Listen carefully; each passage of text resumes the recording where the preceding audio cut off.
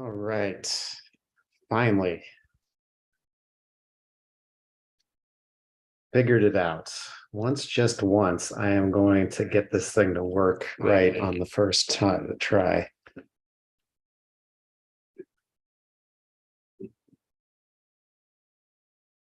All right, we'll see if anybody hops here on the Zoom call. I am going to drop the link down into the comments section here.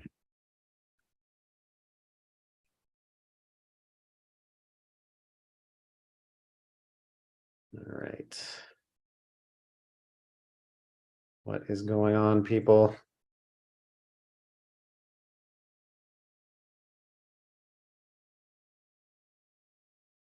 Hey, Quan, how's it going? If you want to join the Zoom call, feel free to hop on the link below that I just pasted in there, or you can just post any questions down in the chat window as well. How's your holidays been so far?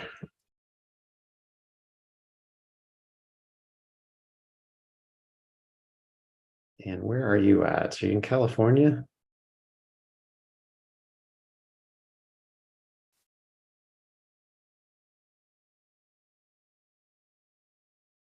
All right, people, how is it going? Oh, you're on a conference call. Cool. Hey, Garcia, how's it going? From Tacoma, Merry Christmas.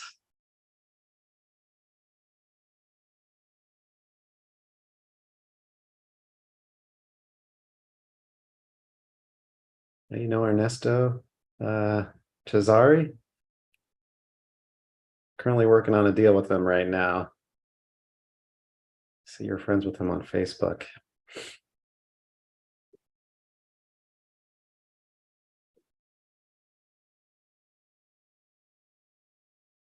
All right, who's working on deals right now? Either you guys got any deals going on? We just closed one in Bremerton yesterday, actually. It was actually sold it pretty quickly. It was a really good price point. It's going to make a good rental, pretty light rehab for the buyer. They're going to burr it. Working on another one in Bremerton right now. And then got a few other ones around, one in Everett, one in Tacoma, actually, which is going to be an awesome burr deal for somebody. We haven't put it out to our mailing list, but haven't really hit up buyers too hard yet, given the holiday week. So we're going to hit that one hard starting on Tuesday, but the price point on that one is going to be under 250K, which for Tacoma is actually pretty good. And the rehab isn't going to be crazy expensive on that one. So that will be a good one for somebody. But things are starting to pick up here quite a bit, actually, from where they were a couple months ago. They kind of hit a wall there for a little while. We had the number of offers and inquiries even coming in on these deals had completely fallen off there for a little bit, and buyers' offers that were coming in were pretty low compared to where they had been. But things over the last 4 weeks or so have definitely started to pick up a bit. So I don't know if it's the market is shifting necessarily, or buyers are just trying to get some stuff in by the end of the year for tax purposes. But in any event, we've seen a pretty substantial increase in interest on our deals that we've been putting out there.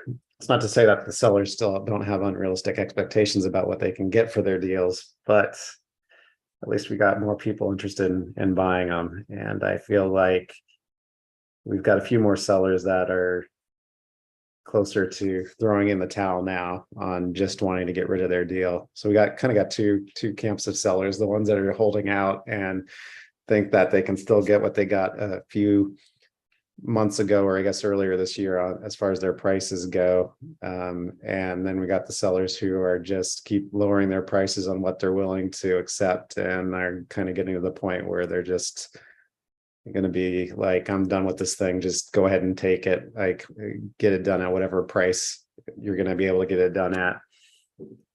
So,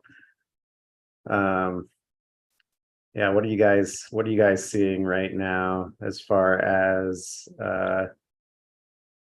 sellers that you're talking to? Garcia, are you doing any deals right now? Like, what do you do?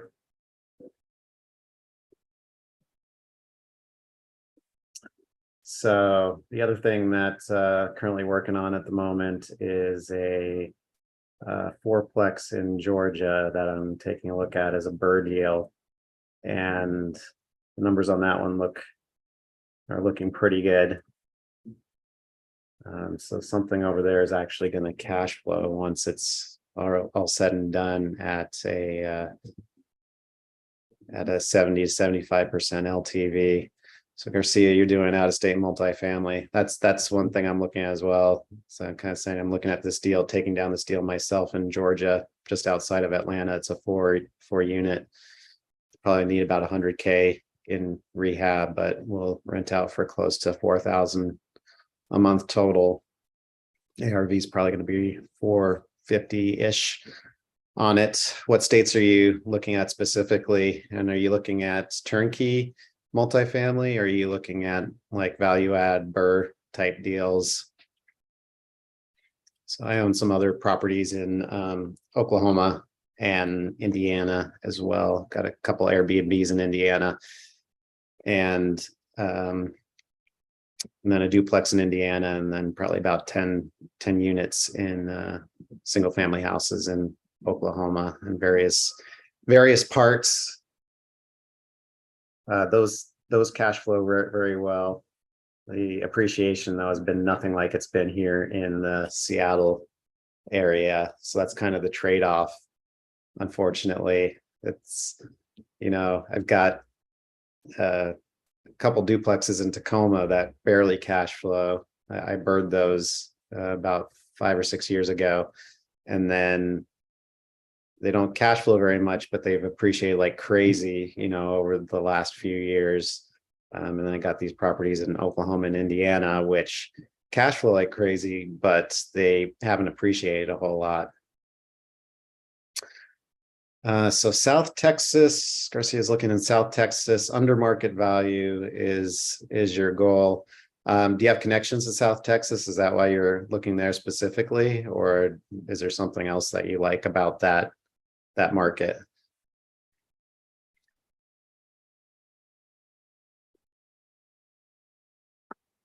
Yeah, the reasons I had selected Oklahoma and Indiana is because I knew people there, not necessarily because I did market research and figured out that was going to be the next mecca for multifamily. It was all about having people that I knew and trusted in those markets, and that could be my boots on the ground for getting stuff done. So connections and price. And so what sort of how many units are you looking for as far as multifamily goes? Is it 1 to 4? Are you looking for stuff that's bigger than that? And how are you going about finding or looking for deals right now? Is it on market? Are you actually doing marketing yourself, trying to find off market stuff?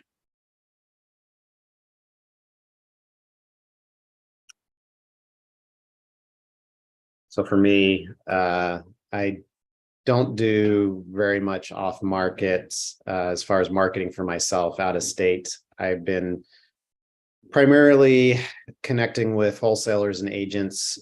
So the agents have a combination of on market and off market deals, and then other investors as well. Some of these deals that I've come across have been other investors who found them but don't want to take them, so they're willing to wholesale them. And then also just looking through Craigslist, and Facebook Marketplace have been good sources of leads as well. So, one of my virtual assistants I have, he just goes through the various Craigslist markets or Facebook Marketplace looking for deals. And so I have him set up looking for multifamily deals that are 4+ units, self-storage facilities, and then mobile home parks, and bonus points if he finds something that is seller financed. So anything that where the seller is willing to take a look at financing is definitely a bonus. Mr. Will, how's it going? Good to see you. So let's see, Garcia's looking for 4 more units as a realtor out there that sends out deals to a group of investors on a first come, first serve basis. It's one I've been getting into sort of self storage facilities also. Yeah, I looked at this. I looked at this self-storage deal in it was Indiana, and it was 120 units, and the guy wanted about 250,000 for it, and I was running numbers on it, and I had a bit of analysis paralysis, and somebody snatched it up before I had a chance to. And so I was kicking myself over that, because all the other self-storage deals I've been looking at haven't come close to it. And that thing was already cash flowing $4,000 a month, and it was under rented. And pro forma rents on that were probably like $7,000 or $8,000 a month. So so I kind of learned my lesson is like, I need to really, when I see something, I need to be quicker about running my numbers on it, doing my research. If it looks like it's something that's going to be a really good deal. So Will is closing on a crazy hybrid deal in Atlanta tomorrow. What is crazy? What is hybrid? Does that mean it's a combo of sub-2 and seller finance? And what has been crazy about it? Yeah, that was a great deal, that self-storage deal. So I was crying pretty hard that night when I when I realized that it was gone. 2.74 sub-2, 0% seller finance on that deal. So are you closing on that yourself, or are you wholesaling that? And how much down are they wanting on that? What do the other numbers look like on that? Like, what's the monthly payment, and is it going to be a rental, or is it going to be flipped, or what? So then Will still is asking if I'm still using the same VA company. How's my experience been over time? So yeah, I've got a couple of VAs from the original company that I worked with. It's my okay, I thought my video got stuck here. Let me paste the VA company name in the chat window here. But I've had a couple of VAs from this company. They've both worked out very well. They'll do the initial training, but of course, they'll need additional training for your specific case that you're going to need them to work in.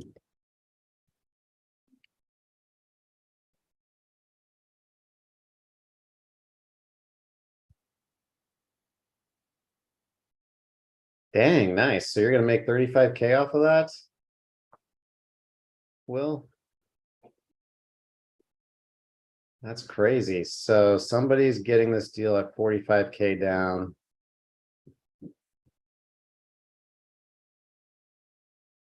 $15K, still not bad assignment fee for that. How'd you find that deal?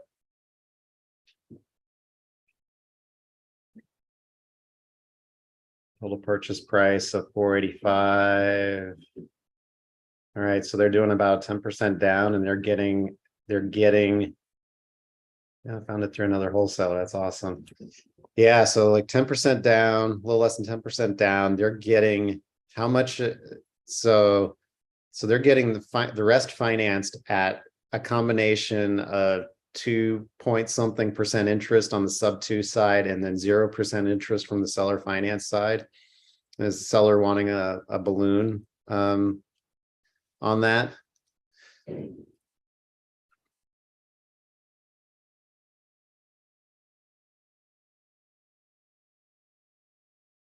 These comments are scrolling through way too fast now. Trouble, I saw you had a couple in there.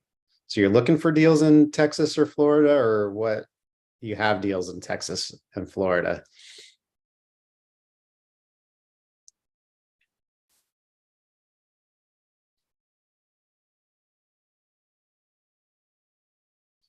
So Will, you're saying you could have bought that deal for 10K though, or it would have been 25K to you because the other wholesaler would have wanted 15K plus the 10K in arrears.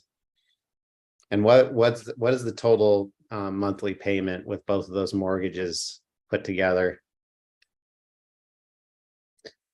So 15 years notes, the seller on the seller carry with a 30-year amortization. Yeah, I don't have any deals in Texas or Florida. I don't do any marketing there. But let me share a website with you here. I don't know if you're familiar with Investor Lift or not, but this is a site where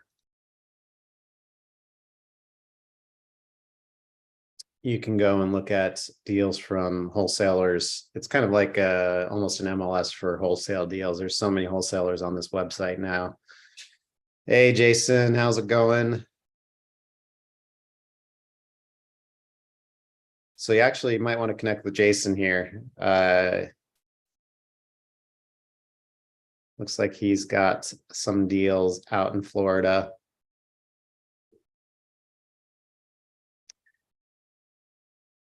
Okay, so 30K down to you, Will. Would need a good amount of rehab total. Monthly payments 3,100 a month with market rents at 5,000 a month. Wow. That's just, is that as a long-term rental or as an Airbnb?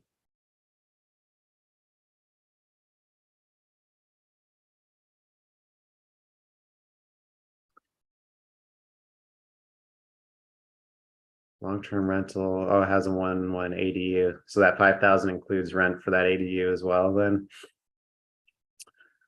So Jason, moving on Cascadia. So you're meaning you're passing on that Cascadia deal, or you're moving on it, meaning you think you can get a buyer for it.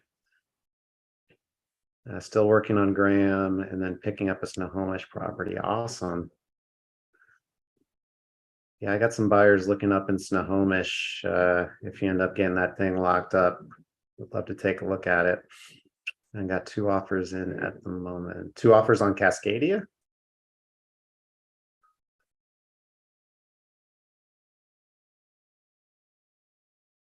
Man, that I don't know. And what the sellers were wanting seemed completely unrealistic, but I could have been I could be wrong.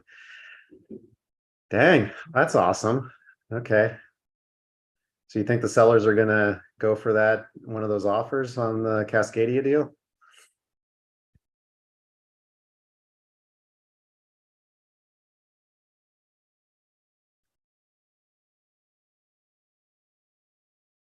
Oh, hey, Jason, I see you're up on see you're up on Zoom now. You can unmute yourself if you want, if you're able to talk.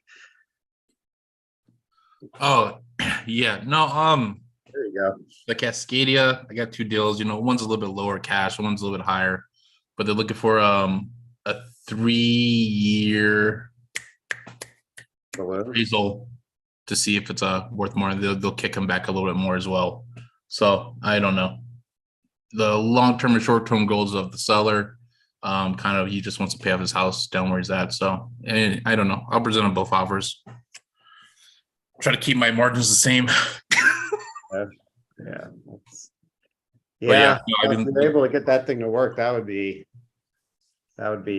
awesome. yeah, I gotta get Graham off, man. I don't like. It's like I have OCD. I just need things gone. Yeah. Well, how flexible is that seller on their price? On Graham, Yeah. um, I mean, he's in the business. We can talk, but I mean, I think what you sent to me, I don't think that that's where it's at. I mean, it is going to be closer to where I'm at, Hmm. but I mean, there can be some flexibility there. I mean, again, you know, I told you it's more of his wife's thing. He really doesn't care about the property anymore, so he really just wants to get out and just part ways with the ex-wife. So, Hmm. and he's letting her have control of when to sell.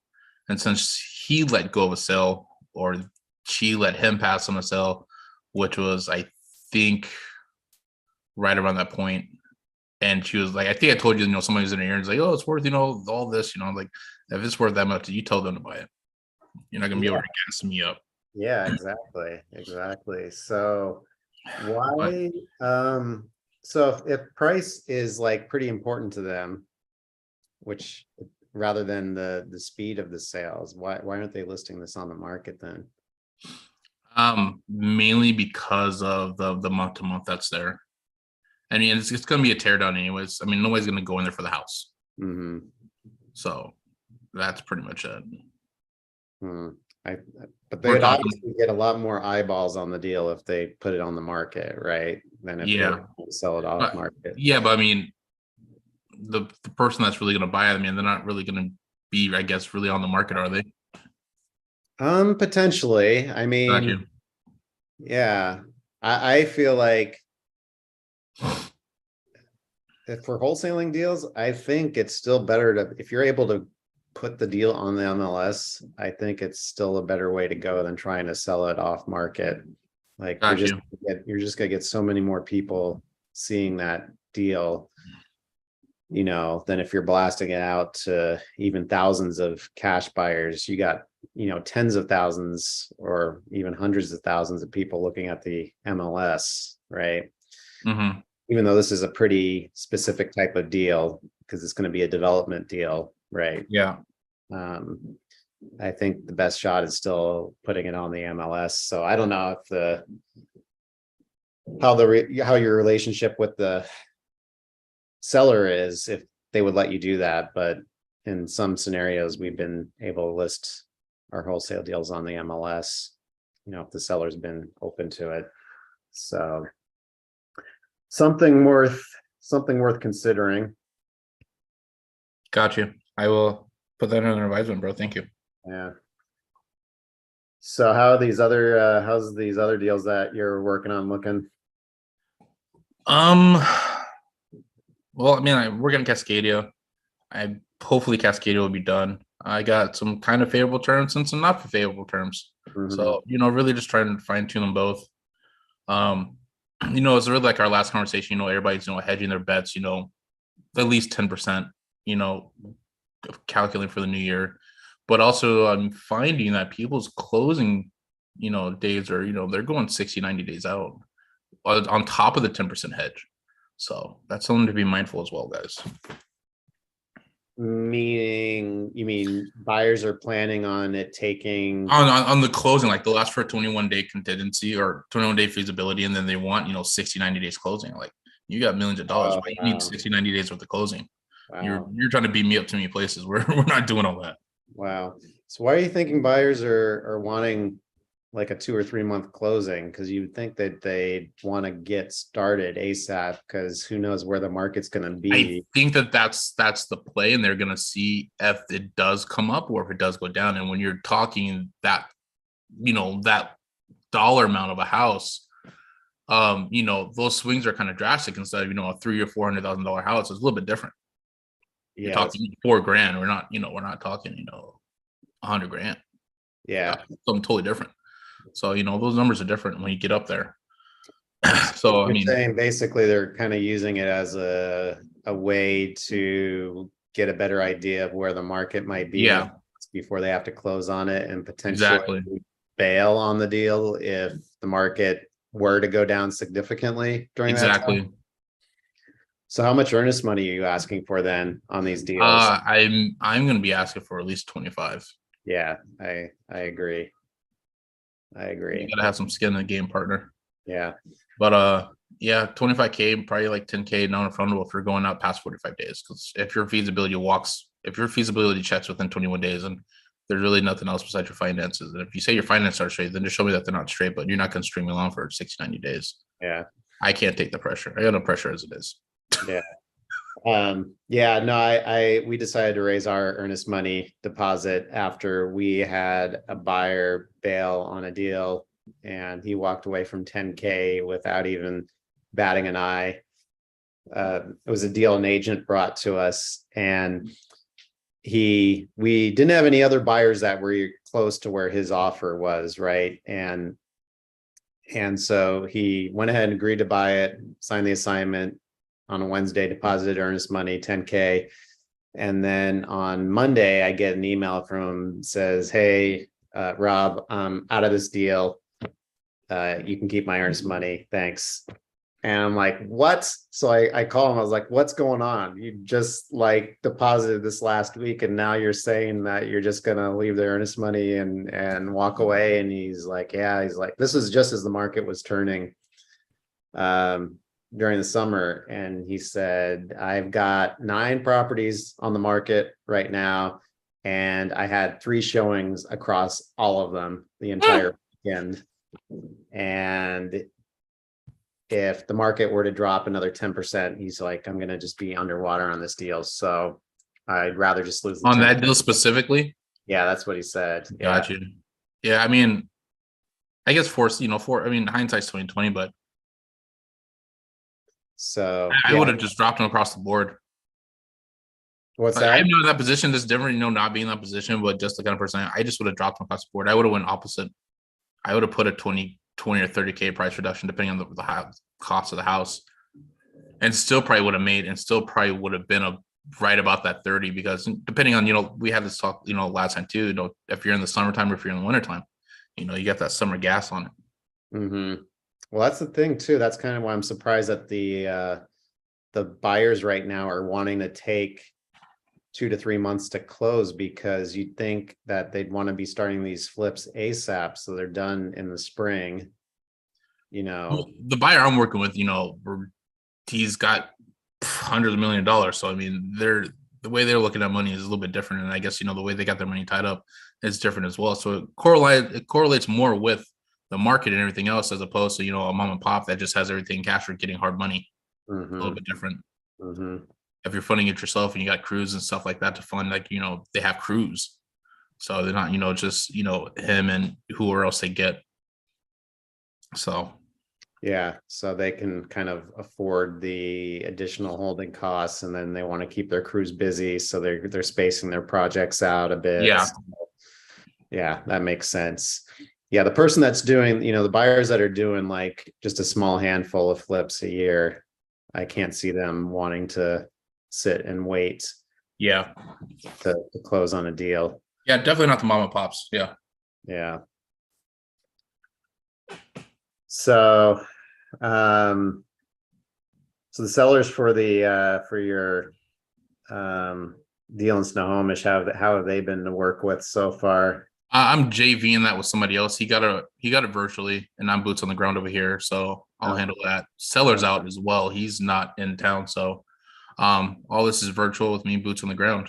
Oh, that's awesome. So Yeah. where's that wholesaler based out of? Texas. Interesting. Yeah. So just making relationships, man. Yeah. So it's interesting. I had a wholesaler from Texas send me a deal in Mount Vernon, and this was a couple of years ago. And he's like, hey, can you help me dispo this? And I took a look. I was like, yeah, okay, yeah, the numbers look decent on it. I think we could probably move it. So had a few people go see it. I drove up there to show it, got somebody, and he was JVing on it with somebody else. He wasn't the one that actually had it under contract. So I get the assignments from the wholesaler that has it under contract, and it's Kong Lee. You know what? I think I know who you were working with. I work with somebody else. I worked with Kong Lee as well.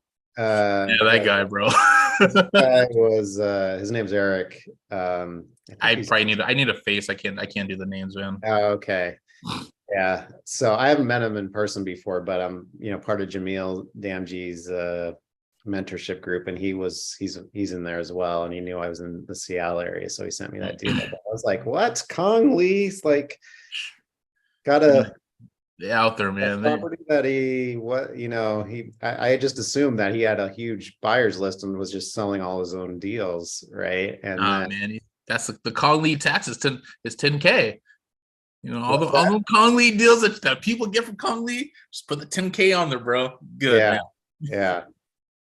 So, But it's crazy what he makes on his deals. So we sold 2 more of his deals after that. And just the assignment fees, like, I don't know how he's like able to negotiate like that big of a discount to. really, I Yeah, never worked a Kong Lee deal. yeah, it was like he had an 80K spread on Camino Islands deal. It was pretty insane. So that deal's got 120K juice on it. That's wild. Mhm. I don't think I'd even have an assignment fee that high, bro. Yeah, well, he pushes he pushes like when for his mentorship, he pushes a lot on negotiating, trying to squeeze as much juice out of each deal as possible, because then the idea is then you don't have to do as many deals, right? If you're making 80K on the deal, then 100%. how many deals do you need to do in a year? And so that's kind With of his 80K spread, you need to do 4 to 10, depending on how you want to live. yeah, exactly.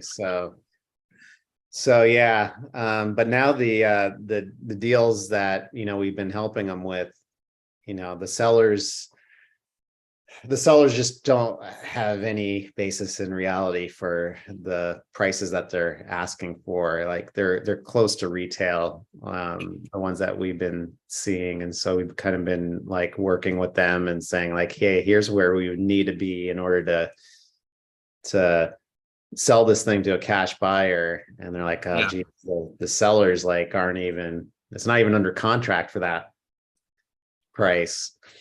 We got to be mindful that these sellers, they're not in this game all the time. Like, we're in this game every day.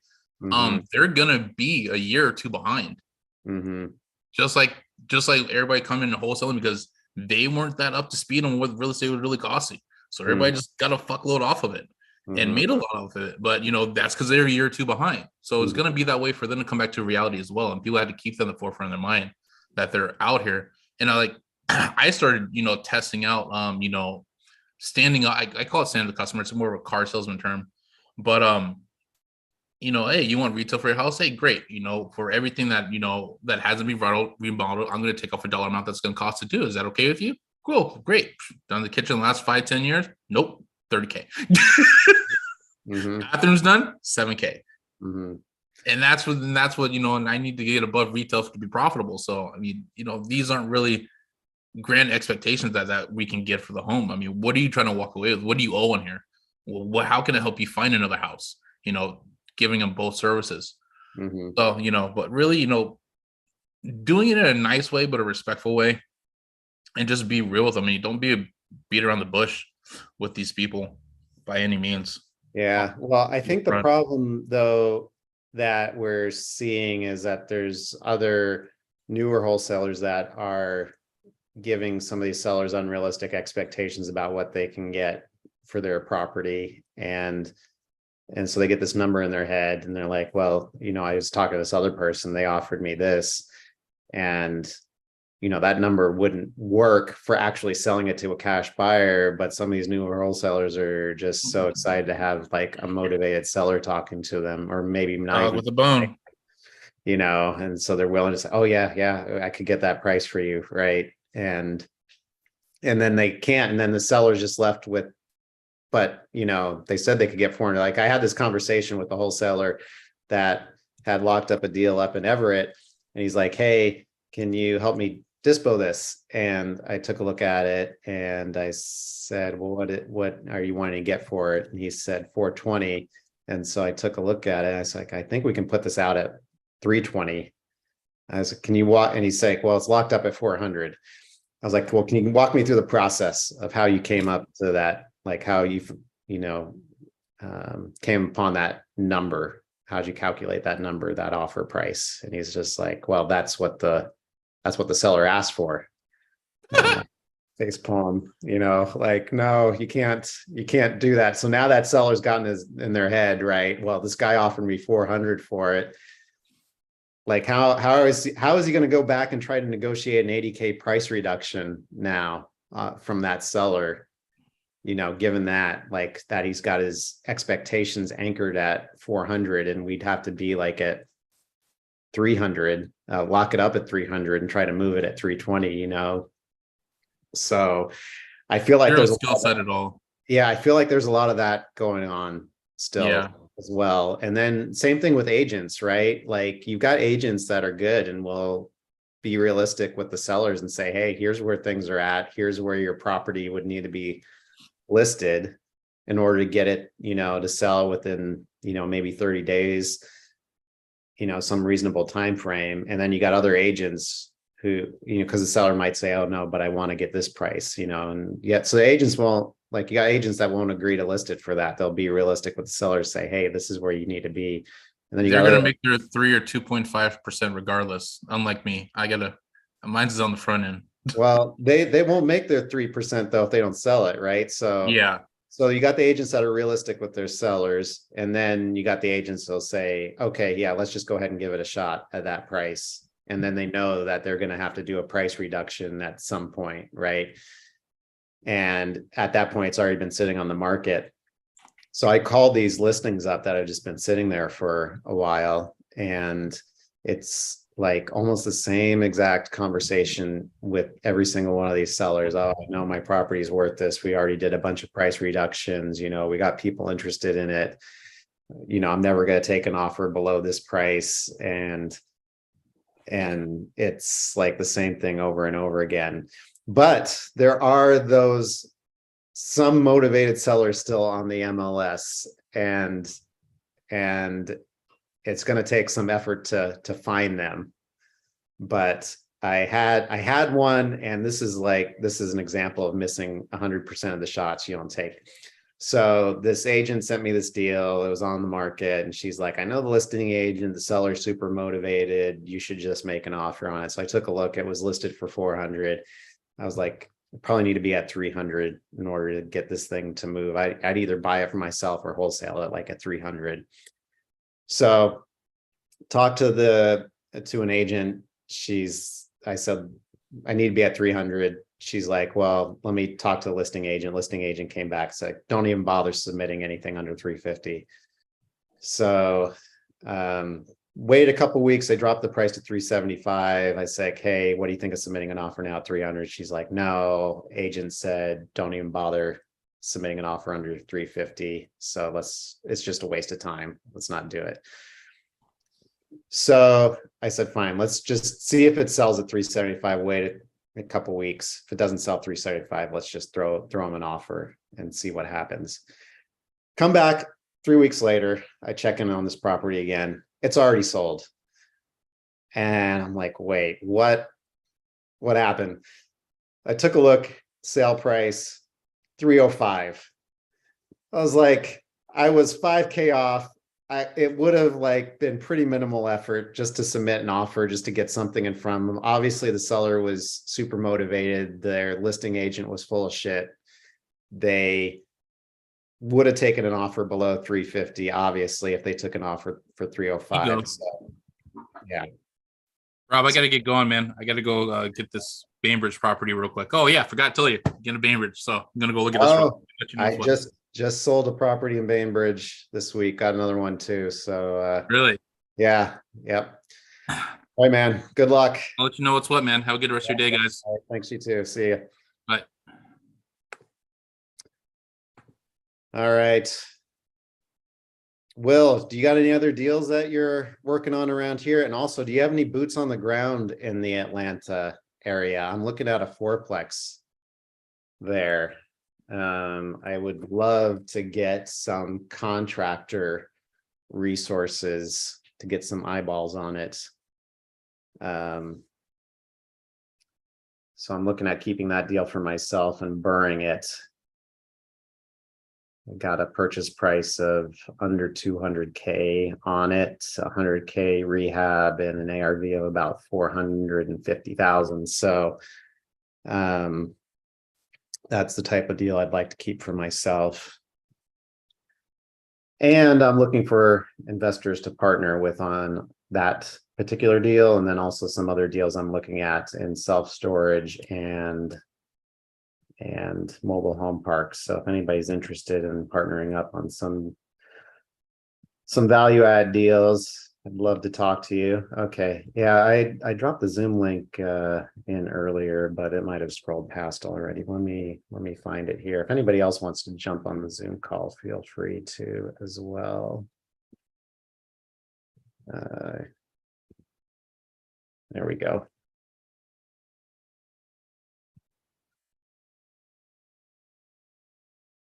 But yeah, I've got a self-storage deal I'm looking at in Arkansas, one in Texas, both value add deals.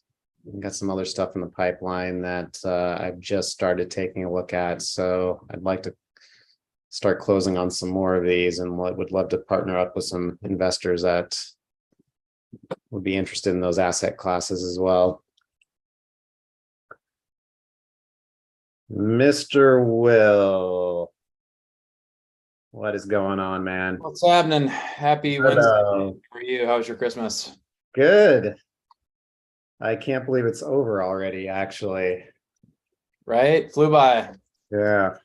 How about you? It was good, man. Ate a lot of food, had some good company. It was nice. Flew Awesome. by, but back to it and ready for a big 2023. Yeah. As far as boots on the ground, I've got a guy who we use to get pictures for us for this property that we're closing on. I think I don't know him like super well, but he's basically just like a picture guy. I think he may have a couple referrals for contractor though. I'm happy to ask. That would be awesome. Atlanta area or? Yeah. Okay, awesome. I think I know the 4-unit you're talking about. Is it in Lithonia? Yeah. Yeah. Okay. I was looking at that one. Yeah. Yeah, I've been talking with that seller. He's in the Astro group. That's where I found him. Funny how So social media, it's easy for paths across sometimes. yeah, no, there was the that self-storage deal in Indiana that I was talking about that I had missed out on. I had actually posted a picture of that, looking for people that might be interested in partnering up on that deal with me. And there were a couple of people that said, "Oh, I think I know where that deal is." And actually, one of my friends, I had sent him the deal, and his partner is based in Indiana, and she knew exactly what property that was. I mean, it was in a small town, so it wasn't probably too hard to figure out. But Sure. Yeah, word gets around for sure. yeah. So, so you doing deals in Atlanta now? Yeah, kind of market hopping a little bit, and then did some direct to seller for a while. Didn't have really much success. It's challenging when you're not really acquainted in a market and your data isn't that good, because you just end up spending tons and tons of money trying to figure out like, okay, where's the dartboard that I need to hit? I'm just going to keep throwing money darts at the wall and figure it out. So after like a week of consistent outreach, I found this one that we're closing on tomorrow. Numbers as far as like ARV is concerned, I mean, numbers are a little tight, but it's in like a really good neighborhood. It's like just north of Buckhead, which is one of the highest end areas up that way or out that way. So I mean, as far as some of these nicer areas goes, it seems like that particular market, at least in this area, is going to be experiencing a lot of appreciation in the coming years. I mean, it's holding really strong right now. I haven't really touched Washington in quite some time. I think I've had a couple Astro students come to me. I'm like, you need to go talk to Rob. So it seems like that. I mean, a lot of people have just kind of disappeared. You know, is From that what? from For Washington or just in general? well, just in general. I mean, especially on the wholesale side. I mean, like, what's some of the stuff that you've seen? I mean, obviously you're doing the Astro method as well. Are you sourcing, or is your team sourcing most of your own deals, or are people bringing you deals? How would you compare that now to, say, like 6 months ago? I would say that we still have 90% of our deals are through other wholesalers and helping them dispo it. And then maybe 10% of our deals are either agents off market or direct to seller. But direct to seller deals have been just referral based. We don't do any direct to seller marketing. Right.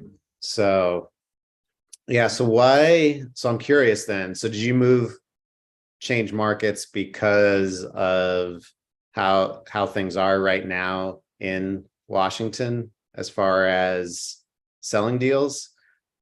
Is that why you're looking at other markets, doing deals in other markets right now? Or It's great question. It's more so like, I don't hold anything yet. And for me, it's like, where do I really want to hold property? And for me, that's okay. like Sun Belt red states. Atlanta's about 8 hours from my hometown too, so pretty close when I do go back to the East Coast. But I really like the market. There's a lot of great, Astro students there as well. Had some really good conversations. So yeah, might as well stick it out for a few, 3-6 months, see how it goes, and adjust No, accordingly. yeah, I think that's an awesome reason to wholesale actually in those markets. So that's why I started wholesaling in Oklahoma City, because I was like, I wanted to find deals for myself first. And so I started using the Astro flipping method from, Jamil's group. And I literally had a deal within a few days from a wholesaler slash investor, that she had this deal. She didn't want it because she had too many projects going on. She was thinking about wholesaling it, but hadn't sent it out to anybody yet. And I just contacted her at the right time. And she's like, well, I got this one. I think I'm going to wholesale it. Haven't sent it to anybody yet. If you want to take a look at it, you can. And I was like, that ended up being an awesome deal. It was like $65K purchase price. Rehab ended up being about 30,000 on it. It's probably worth 165 now, and renting for 1,200 a month. It was like textbook BRRRR deal. No capital left in it when it was done. No marketing to find it. Like, it was like, oh my God, this works. I only been doing this for a week and I already found a deal. So yeah, so that's an awesome reason to definitely pick one of those markets. Hey, Olga, is this Olga from Astro? Olga just jumped on the call. Maureen, I see you joined as well. You guys are lurking. So yeah, but I am seeing a definite decrease in the number of wholesalers that seem to be active right now. So people that we had done deals with, before summer earlier in this year, they're not doing anything right now. So I think it's hitting a lot of people pretty hard. This market is. Right. As far as BRRRR deals, so like, obviously you're looking at this fourplex. What loan product would make the most sense to you as far as acquisitions? For the acquisitions? So I'm looking at a couple options right now. So I have a couple of private investors who Gotcha. are interested in just doing hard money lending, basically. So that's one potential route. And then there's a number of other actual hard money lenders that are willing to do 10% down on the acquisition and then 100% of the rehab. It's going to probably be a little more, expensive using a hard money lender than a private lender, because you got like a bunch of junk fees that they'll throw in there. And then also the construction draws. With most hard money lenders, they're not going to front you the first draw. And this is something Right. I didn't realize on the first flip I did. So not only did I have to come up with the down payment, which ended up being higher than I had anticipated, but then I needed to front a bunch of money for the initial to get the work started. And the way that most hard money lenders work are they'll reimburse you once they do an inspection. So not only do you have to have the down payment, but you also have to have that initial the initial funds to start that. So and the other thing too is they want like all this documentation to begin with up front. And so that's why I'm leaning towards just working with a private lender on this deal, because I was taking a look at the documentation for the hard money lender, and they want you document like all this past experience. So, and it's like the same thing. Personal guarantee, all that too. What's that? Personal guarantee, stuff like that. Personal guarantees, yeah, personal guarantee. So, but I guess once you work with one of these hard money lenders enough, you can probably get a process that's a bit more streamlined and not so cumbersome. Let's see here. So Corey is saying, what kind of contract are you looking for in Atlanta? Cameron here is from Atlanta. I'm just looking for a general contractor. So this property is going to need quite a bit of work done to it. HVAC, electrical, plumbing, framing. So any resources you guys could recommend would be greatly appreciated. So are those so you're looking for multifamily around those areas then, Will, or is single family? What are you looking to do? As far as buying right now, I'm really only looking at doing creative deals right now, pretty low entry fee, things like that.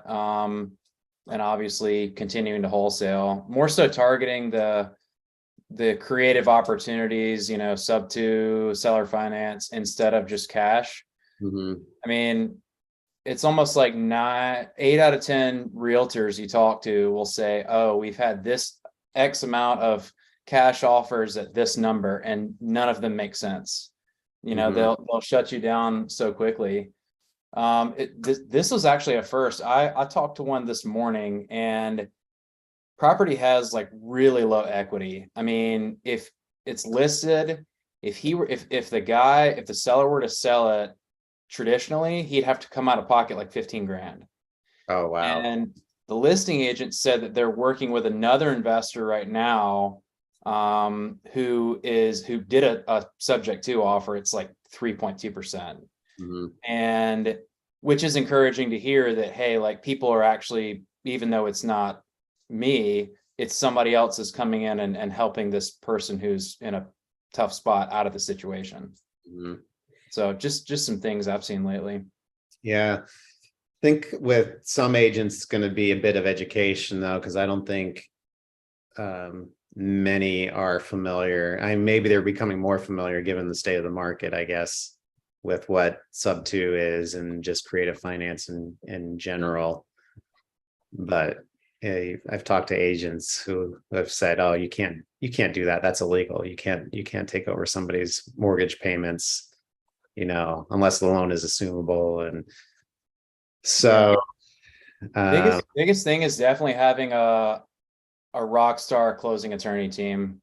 you know, Mhm. whether that's here or out of state. Do you have a closing attorney picked out? If not, I'm happy to send you a referral. In Atlanta? Yeah. No, I don't. Yeah, I'd appreciate that. Yeah, if you could send that over, that'd be awesome. They did, just real quick, they did virtually everything.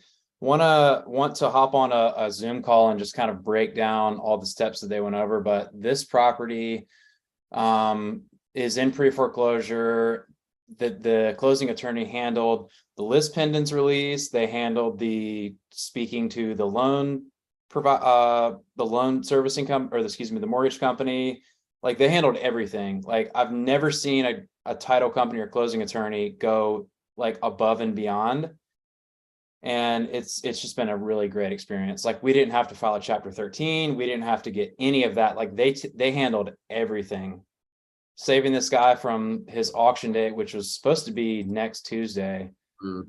So This yeah. is the deal that you're closing on now, the Mhm. sub to Yeah. his deal. That's awesome. So he's walking away basically with nothing. Well, so he's walking away. Well, not getting foreclosed on, fortunately. Well, and I guess he's getting his equity paid out in installments. And So he's getting his equity paid out, and not sure what our end buyer is going to do. He will probably rent it back to the seller for a period of time, and he may either just keep it as a rental or do a wrap on it. I'm not 100% sure yet, but I think he's going to allow the seller to stay there for a little bit and just kind of figure out his next steps. That's dangerous. Yeah, I thought the same thing. I would not do that. No. Yeah, there's a reason that the seller is in foreclosure. So why would he think that the seller is going to pay him rather than the bank? Did the seller agree to be paying him rent for? Yeah. He said, I'll sign a 1-year lease at $1,200 a month. Mhm. So And what was his mortgage payment previously? $1,700. Oh, okay. So it's a $500 reduction, but still, I wouldn't feel warm and fuzzy about doing that. Yeah, same. To each their own, I guess. Yeah. So let's see here. Teresa Heffley, the unicorn agents. Reach out to Abraham Gray for a contractor in Atlanta. Have you worked with him directly? And why are you a unicorn agent exactly? I'm curious how that title came about. If anybody else that has jumped on the Zoom call, I'll hang out here for a little bit longer. If anybody else on the Zoom call has any other questions or anything, feel free to unmute yourself or drop a comment. Hey, Rob. Yeah, Facebook Live thing here. Hey. Hey, Rob. Hey, how you doing, Rob? This is Cameron. Oh, hey, Cameron. How's it going? Pretty good, pretty good. I'm actually at work here, so I'm gonna keep it quick.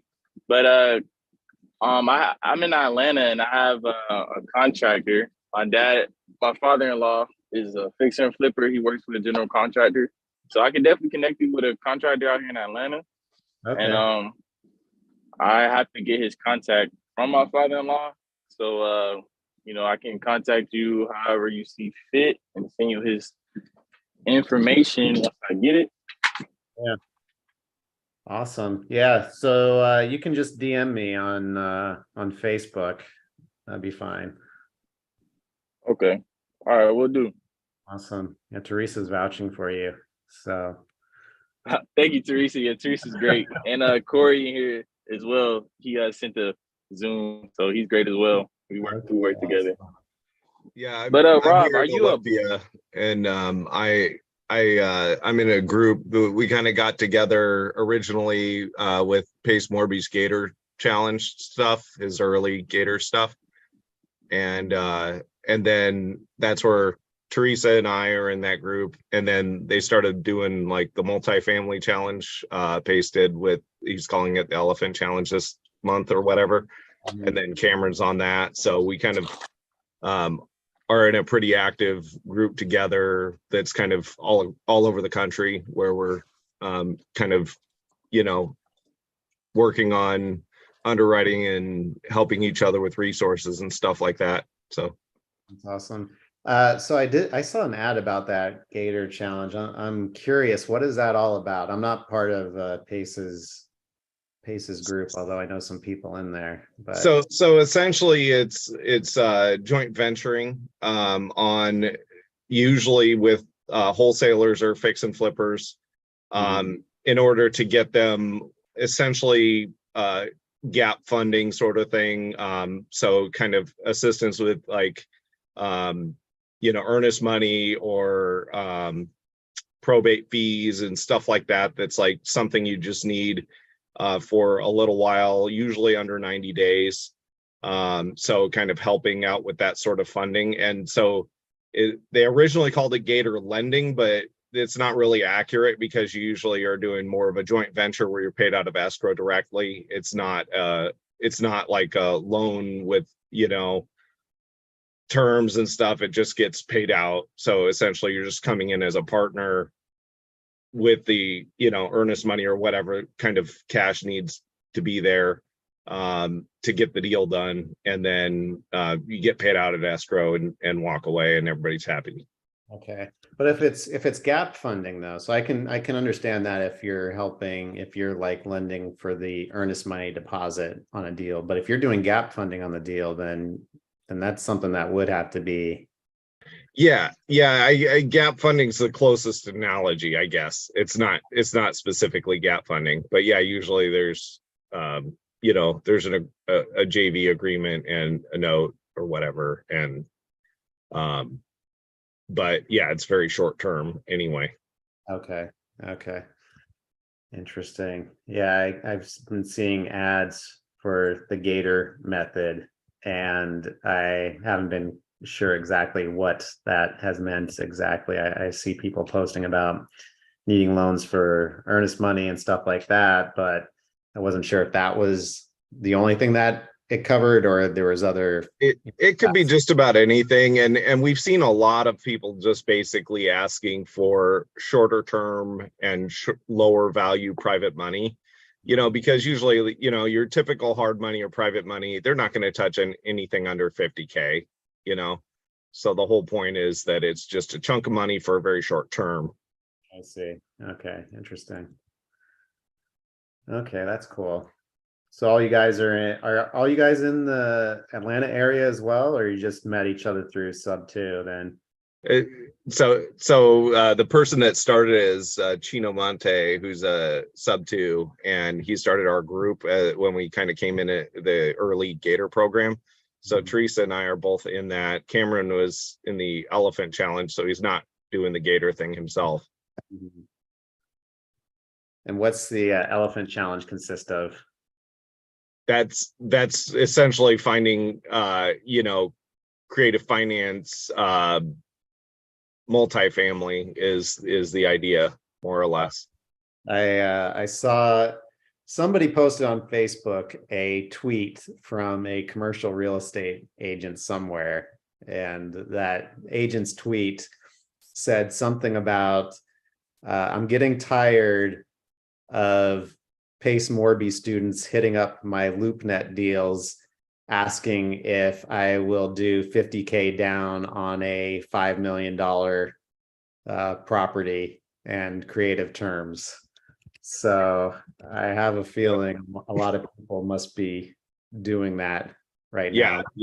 Yeah, Cameron called on something. I was looking at a LoopNet deal here in Olympia, and I didn't call, Cameron did. I have a regular W-2 job, so like I generally just kind of work around my work schedule, and he called them one day and they were like, yeah, we've had a ton of people asking. So, but he did find, I don't know what came of it, but he did get a referral for something that was an off market, another like a 12 unit off market that would probably do seller finance. So, Mhm. you know, Okay. it's like asking for the referrals pays off, you know? Yeah, yeah, for sure. Well, that's the thing is like anytime I'm calling about on market listing, uh, you know, and talking to that listing agents, even if that seller is, you know, not open to doing, you know, a lower cash offer or a creative offer, I always ask if there's anything else that that agent is working on that they,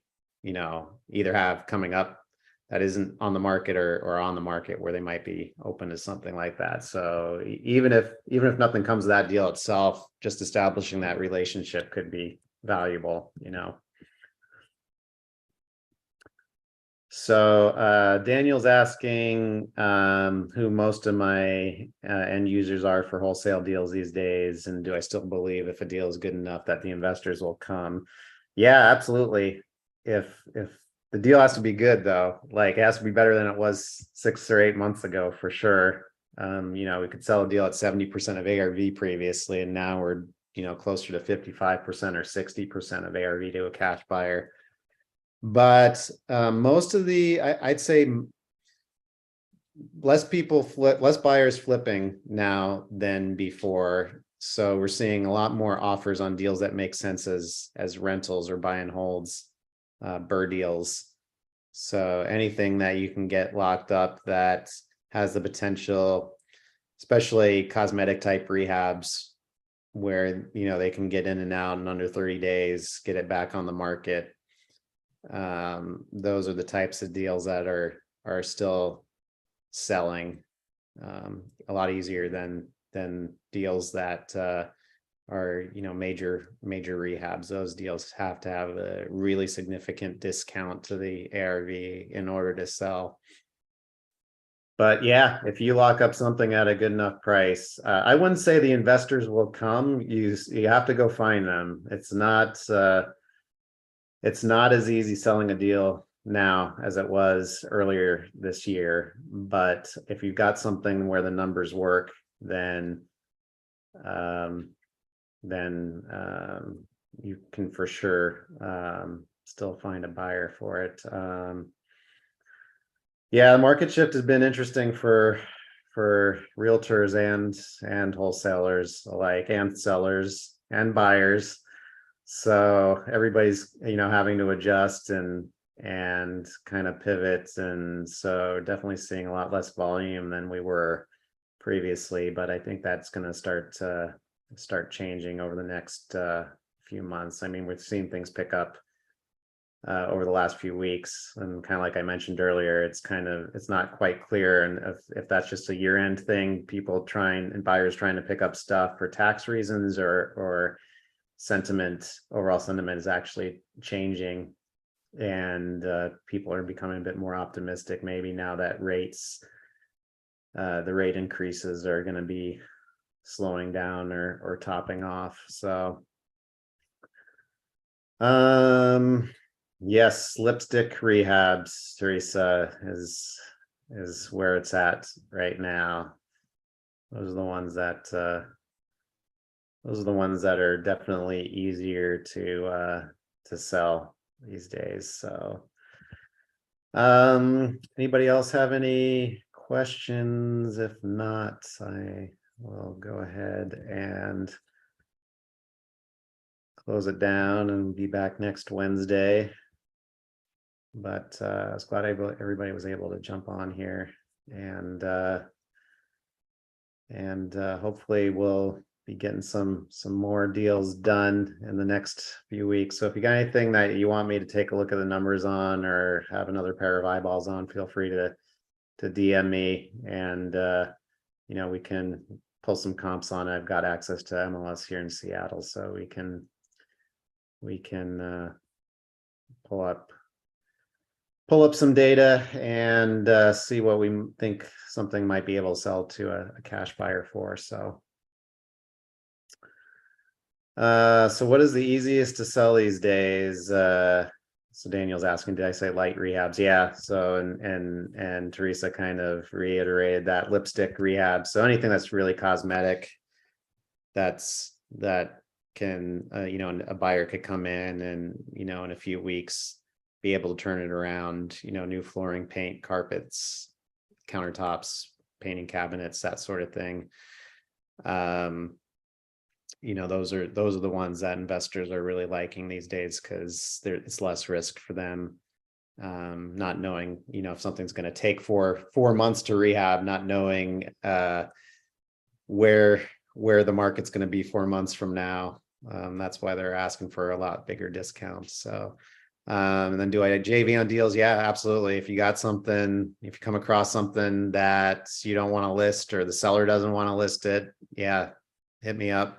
I'll take a look at the numbers on it, see what might make sense. And we could try to hook a buyer up for it. So cool. All right, guys. And Maribel's saying, I'll take you up on the offer for an extra pair of eyes. Yeah, absolutely. We can definitely pull up a CMA and get you a PDF, and you can actually use that if you're talking to a seller, for helping to kind of set their expectations on realistically what they can get for a property. So we like to kind of use that as evidence when talking with sellers on, you know, kind of setting their expectations and showing them actual sales on what's going on and where they can expect to be. So that helps as well. So all righty, guys. Until next time, we'll see you next Wednesday. Take care. Bye-bye. Thank you. See ya.